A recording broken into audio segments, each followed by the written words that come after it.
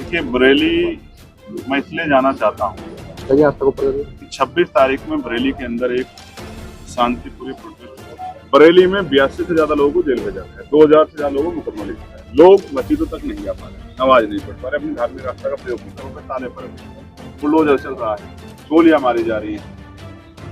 मुझे नहीं पता कि एक प्रोटेस्ट के बाद इतनी बड़ी कठोर कार्रवाई है, कहीं की लड़ाई लड़ी। तो मैं अपनी ड्यूटी कर रहा हूँ और मैं ड्यूटी इसलिए कर रहा हूँ कि अगर आज मैं नहीं लड़ा तो कल आप कैसे मिलाऊंगा कि जब अन्याय हो रहा था तो आप क्या कर रहे हैं। इसका फैसला अगर यहाँ नेता मेरे विरोध करते, नेता मेरे खिलाफ यहाँ लाइन लगा खड़े होते तो मैं उनको बताता कि मेरी बाजुओं में कितना दम है और मेरे लोगों की हुंकार में कितना दम है।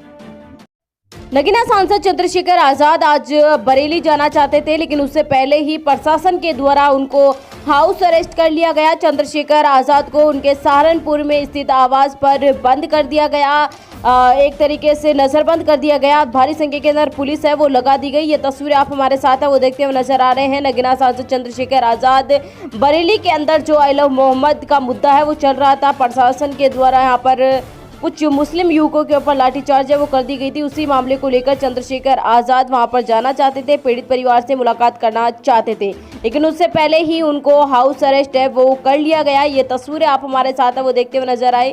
चंद्रशेखर आजाद को छुड़ाने के लिए भारी संख्या के अंदर कार्यकर्ता भी पहुंचते हुए नजर आए, लेकिन उसके बावजूद भी यहाँ पर एक तरीके से नहीं हटे प्रशासन और अभी तक चंद्रशेखर आजाद को नजरबंद किया गया है।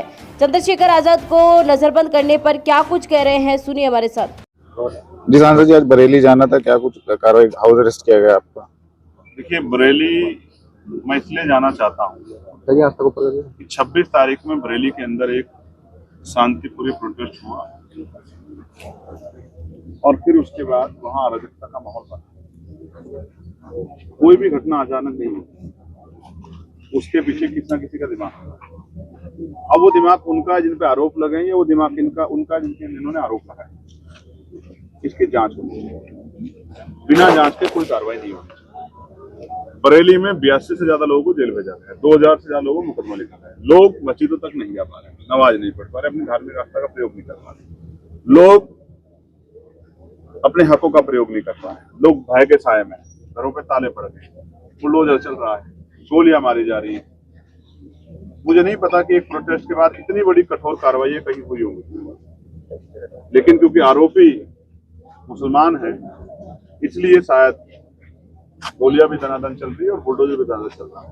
तो मेरी जिम्मेदारी बनती है कि हमने संविधान की शपथ ली है, लोकसभा में ओथ ली है कि हम देश के प्रत्येक नागरिक के प्रति जिम्मेदार रहेंगे, उनके अधिकारों का अगर अन्याय होगा तो उनकी लड़ाई लड़ेंगे। तो मैं अपनी ड्यूटी कर रहा हूँ और मैं ड्यूटी इसलिए कर रहा हूँ कि अगर आज मैं नहीं लड़ा तो कल आप कैसे मिलाऊंगा कि जब अन्याय हो रहा था तो आप क्या कर रहे हैं। इसका फैसला कोर्ट करेगी, आरोपी कौन है, अपराधी कौन है, किसने यह घटना की है। लेकिन इसकी आड़ में निर्दोष लोगों को जेल भेजना या उनको कुचलने का प्रयास करना या संविधान की हत्या करना या लोकतंत्र की हत्या करना, और मुझे रोकना भी लोकतंत्र की हत्या ही है, ये कोई बहादुरी का काम नहीं है।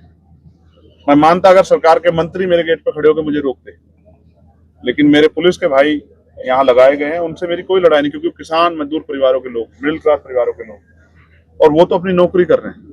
अगर यहाँ नेता मेरे विरोध करते, नेता मेरे खिलाफ यहाँ लाइन लगा खड़े होते तो मैं उनको बताता कि मेरी बाजुओं में कितना दम है और मेरे लोगों की हुंकार में कितना दम है।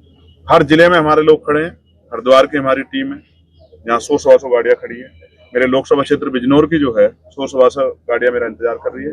मुरादाबाद में हमारी जो है 60-70 लोगों की टीम जो है गाड़ियों की खड़ी है, और सितारगंज वाली पूरी बेल्ट पे उत्तराखंड की हमारी टीम खड़ी है।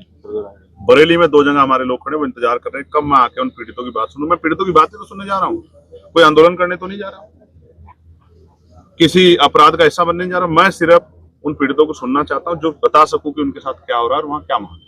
अगर ये भी अपराध हो गया उत्तर प्रदेश में तो ये अपराध रोज होगा। मुख्यमंत्री इस बात का ध्यान रखे, क्या तो कानून व्यवस्था अच्छी कर ले, वरना ये अपराध रोज होगा और इस अपराध को करने के लिए चंद्रशेखर आजाद को कोई नहीं रोक सकता है।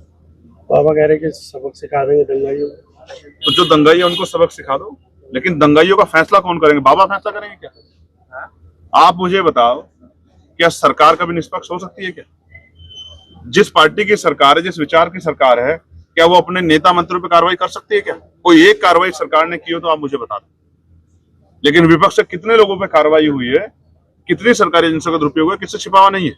और मैं, अगर आप दंगाइयों की बात करते हैं तो मैं फिर बहुत जिम्मेदार से कह रहा हूं कि सबसे आसान तरीका यह है जानने का कि दंगाई कौन है, कि आप इस घटना की सीबीआई जांच करा दो। सुप्रीम कोर्ट की निगरानी में तो दूध का दूध पानी का पानी हो जाए कि किसने अपराध किया, और जो अपराध किया उसको जेल जाना चाहिए, मैं उसका समर्थक नहीं।